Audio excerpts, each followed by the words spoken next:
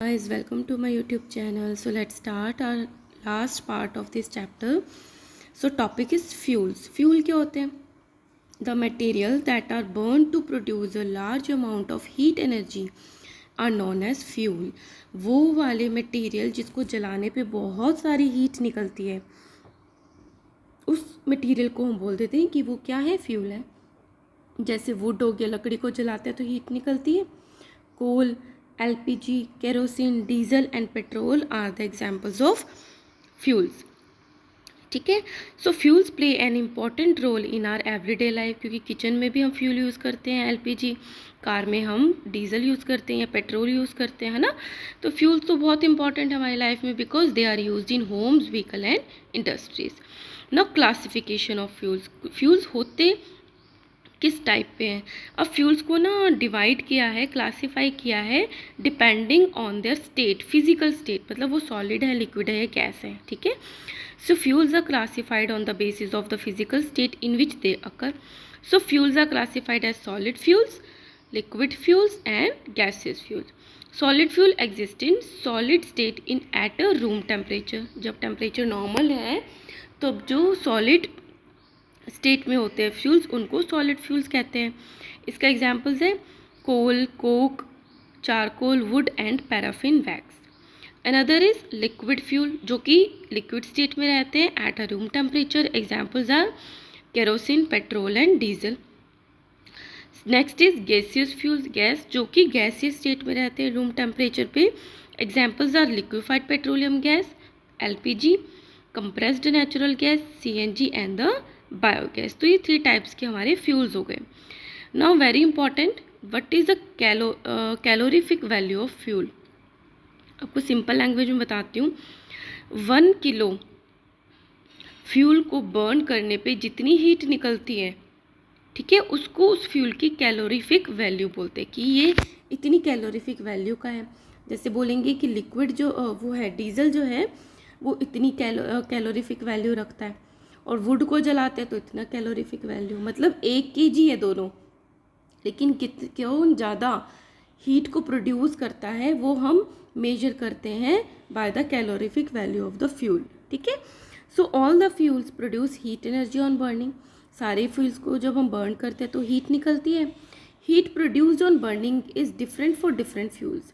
अब जो हीट बन रही है फ्यूल्स को जलाने पे वो हर फ्यूल की डिफरेंट होती है कि कितनी हीट प्रोड्यूस करेगी. Some produce more heat whereas other produce less heat. The amount of heat energy produced on the combustion of 1 kg of a fuel. तो 1 kg फ्यूल को बर्न करने पे कितनी हीट एनर्जी प्रोड्यूस होती है is called its calorific value. It is expressed in kilo joule पर kilogram, kg oblique kilogram. तो इसको एक्सप्रेस करते हैं, मतलब 3 किलो जूल पर किलोग्राम है, मतलब 1 किलोग्राम को बर्न करने पे 3 किलो जूल निकला, या 1000 किलो जूल पर ग्राम. सो इट डिटरमाइंस, तो इससे क्या पता चलता है weather a given fuel is good और नॉट. हमें तो हाई कैलोरीफिक वैल्यू वाला चाहिए होगा, है ना. So calorific value of the some fuels are given in table 4.2. तो यहाँ पे गिवन है, जैसे काउ डंग को बर्न करते हैं अगर 1 kg काउ डंग केक्स को, तो 6000 to 8000 कैलोरीफिक वैल्यू होती है उसकी. ठीक है. वुड की होती है 17,000 to 22,000. कोल की होती है 25,000 to 33,000. बायोगैस है 35,000 to 40,000. डीजल की है 45,000. केरोसिन ऑयल है 48,000. मतलब 1 kg ये फ्यूल को बर्न करने पे इतनी ज़्यादा हीट निकलती है. नेचुरल गैस की है 32,000 to 5,000. तो फर्दर ये सारी दे रखी है. देखो हाइड्रोजन गैस की कितनी है 1,50,000. LPG की है 55,000. CNG की है 50,000. ठीक है. So these are the calorific value, और जिसको हम मेजर करते हैं किलो जूल पर किलोग्राम में. ठीक है. अब बात आती है characteristics of an ideal fuel. अगर हम आइडल फ्यूल की बात करें जो सबसे अच्छा है, तो उसकी क्या करेक्टरिस्टिक्स होने चाहिए. It should be fairly cheap and easily available. सस्ता होना चाहिए और ईजिली मिल भी जाना चाहिए. It should be easy to handle and safe to transport and convenient to store. Handle करना ईजी होना चाहिए, एक जगह से दूसरी जगह ले जाना ईजी होना चाहिए, और स्टोर करना भी ईजी होना चाहिए. इट शुड बर्न स्मूथली, मतलब ना कोई ऐश छोड़े ना कोई smoke. It should have a high calorific value, और 1 किलो को बर्न करने पे बहुत ज़्यादा एनर्जी मिले. It should not produce any harmful and toxic fumes during burning. Pollution ना करे ज़्यादा, है ना, तो ज़्यादा हार्मफुल गैसेस वगैरह ना प्रोड्यूस करे जलने पे, ना फ्यूम्स प्रोड्यूस करे.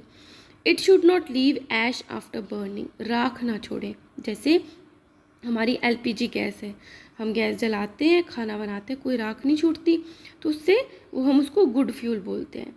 It should have a proper ignition temperature. It should not be low और not too high. Ignition temperature भी लो नॉर्मल होना चाहिए. अगर बहुत लो होगा तो रूम टेम्परेचर पे वही चीज़ जलने लग जाएगी. अगर हाई होगा तो पहले उसको जलाने के लिए ही हमें कोई ना कोई फ्यूल चाहिए होगा, है ना. तो it should not be much low और not too high. Proper ignition temperature होना चाहिए.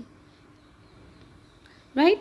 Now burning of fuels lead to harmful products. अब किसी भी फ्यूल को हम बर्न करते हैं तो उससे कुछ ना कुछ हार्मफुल प्रोडक्ट्स निकलते हैं. उसके बारे में स्टडी करेंगे कि कौन कौन से निकलते हैं और क्या क्या उसके इफ़ेक्ट्स होते हैं. Due to the technological advancement and the tremendous increase in population. अब टेक्नोलॉजी एडवांस हो गई है, पॉपुलेशन बहुत ज़्यादा हो गई है, our energy needs have increase many folds. तो जो ज़रूरत है एनर्जी की वो भी कई गुना बढ़ गई. We are now burning more and more fuels. Car में बहुत फ्यूल बर्न करते हैं, घरों में बहुत फ्यूल बर्न करते हैं. This increased use of fuel has several harmful effects on the environment. जिससे एनवायरनमेंट पे बहुत बैड इफ़ेक्ट्स आते हैं. The burning of fossil fuels like the coal, petroleum and diesel produces various air pollutants like the carbon monoxide, carbon dioxide, oxide of sulfur and nitrogen and unburned carbon particle that cause air pollution. तो जब हम fossil fuel को जलाते हैं तो ये सारे pollutants जो है वो उसमें से प्रोड्यूस होते हैं. Fuels mainly contain hydrocarbons, compounds of carbon and hydrogen. Hydrocarbons किसको बोलते हैं? वो वाले कंपाउंड जिसमें हाइड्रोजन भी होता है और कार्बन भी होता है. तो फ्यूल्स को बर्न करने पे वो जो फ्यूल्स होते हैं वो मेनली हाइड्रोकार्बन्स होते हैं. तो जो उनका प्रोडक्ट बनता है, formation of combustion depend on the supply of oxygen, कि कितनी उसको ऑक्सीजन की सप्लाई मिल रही है. प्रॉपर ऑक्सीजन की सप्लाई मिलेगी तो अच्छे से बर्न हो जाएगा, नहीं मिलेगी तो पूरा नहीं बर्न होगा. अब जो फर्स्ट हार्मफुल प्रोडक्ट निकलता है that is a carbon monoxide. When a fuel containing hydrocarbon burn with insufficient supply of oxygen. अब जो भी फ्यूल है अगर उसको प्रॉपर ऑक्सीजन नहीं मिल रही, ठीक है, जलने के लिए, it leads to an incomplete combustion of the fuel. तो कंप्लीट कंबशन तो होगा नहीं, इनकम्प्लीट होगा. And produces carbon monoxide. तो आपको लर्न करना है जब इनसफिशिएंट ऑक्सीजन होगी तो कार्बन मोनोऑक्साइड बनेगी. Carbon monoxide is a very poisonous gas. ठीक है, तो आपको जो डेली रूटीन में बात याद रखनी है वो ये है that it is dangerous to sleep in a closed room with a coal burning inside on a cold winter night.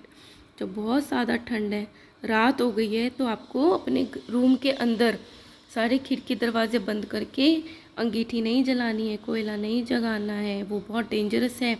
This is because no fresh air enters the room. कोई fresh air तो आ नहीं रही, आपने सब बंद कर दिया क्योंकि ठंडी हवा चल रही है. And when the coal burns with insufficient supply of oxygen.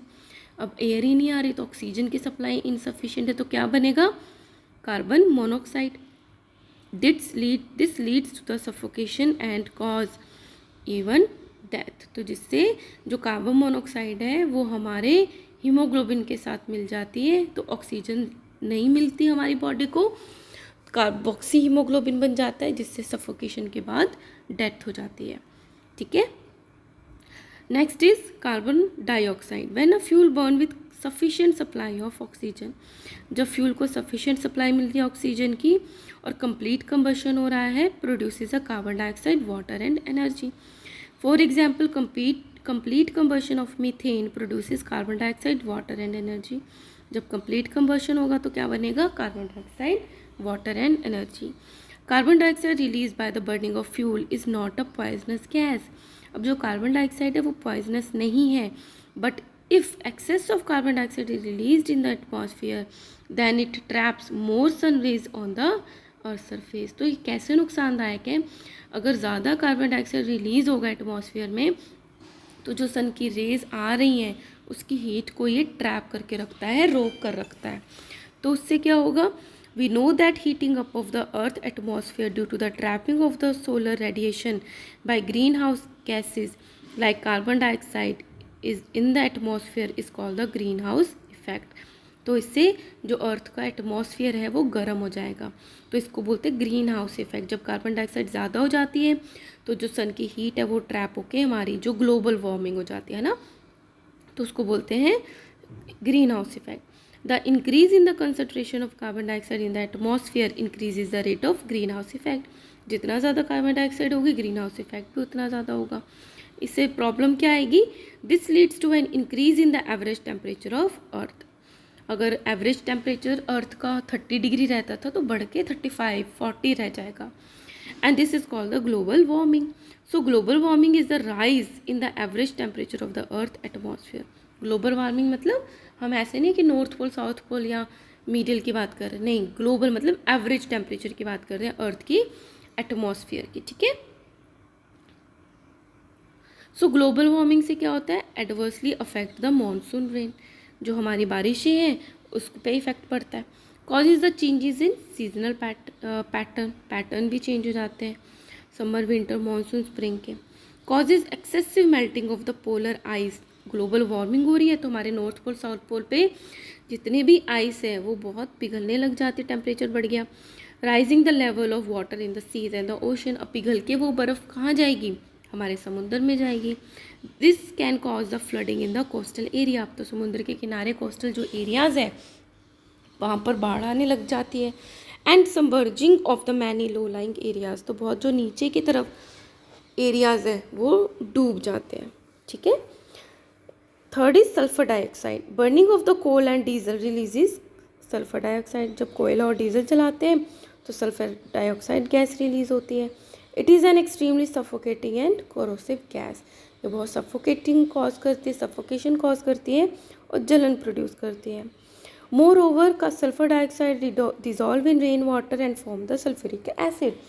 अब जो सल्फर डाइऑक्साइड व्हीकल से निकल रही है या कोल और डीजल से बन रही है तो क्या है, वो जाएंगी तो एटमॉस्फेयर में। तो जब बारिश होगी उसमें जो वाटर होगा उसके साथ मिलके ये सल्फ्यूरिक एसिड बना देती है, एसिड बना देती है। No oxides of nitrogen. Exhaust of the vehicle contains oxides of nitrogen which are poisonous, ठीक है। व्हीकल से जो भी निकलता है एग्जॉस्ट से उसमें नाइट्रोजन के ऑक्साइड्स होते हैं। Nowadays catalytic converters are installed in the vehicles to converted into harmless gases. अब जो एग्जॉस्ट है ना वहीं पे ही कन्वर्टर्स लगा देते हैं ताकि वो नाइट्रोजन के जो ऑक्साइड्स हैं वो कन्वर्ट हो जाए इनटू द हार्मलेस गैसेस में। Oxides of nitrogen combine with water to form a nitric acid. जैसे सल्फर डाइऑक्साइड था वाटर के साथ मिलकर सल्फ्यूरिक एसिड बना रहा था, ऐसे जो ऑक्साइड्स के नाइट्रोजन है वो वाटर के साथ मिलकर नाइट्रिक एसिड बना देते हैं। The rain water that contains dissolve oxides of nitrogen and sulphur is known as a acid rain. जब एसिड ही आ गया रेन में, एटमॉस्फेयर में, तो जब बारिश हो गई उसको बोलेंगे हम एसिड रेन। अब एसिड रेन क्या करती है? It destroy the marble, limestone, metallic structures, plants and soils as it is corrosive in nature. क्योंकि एसिड तो कोरोसिव होता है, खा जाता है, सबको जला देता है ना, तो ये सब चीज़ें खराब हो जाती हैं। Now SPM। SPM क्या होता है? Suspended particulate matter. ये क्या होते हैं? Burning of fuels containing carbon and it compound releases ash and fine unburned carbon particle in the air. तो सिर्फ गैसेज ही रिलीज़ नहीं होती, अनबर्न्ड पार्टिकल्स भी रिलीज़ होते हैं जिसमें ऐश होते हैं, ठीक है, और कुछ अनबर्न्ड कार्बन पार्टिकल्स होते हैं। These particles are known as the suspended particulate matter. Excess amount of these particles in the air reduces visibility to a few metre. जब कुछ धुआं सा पार्टिकल्स एटमॉस्फेयर में आ जाएंगे तो विजिबिलिटी भी कम हो जाएगी। It also adversely affect the breathing of organism, जैसे ब्रीदिंग भी अफेक्ट होगी। Next is lead compounds. Some lead compounds are released in the atmosphere by the exhaust of the vehicles. lead compounds भी release होते हैं। These lead compounds are poisonous in nature the use of unleaded और the lead free petrol में reduce the lead pollution. तो ऐसा petrol use करें या तो उसमें अनलेडेड हो, मतलब लेड ही प्रेजेंट ना हो, जिससे कि कम pollution. So here we have completed this chapter guys, and if you like my videos kindly like, share and subscribe. Thank you.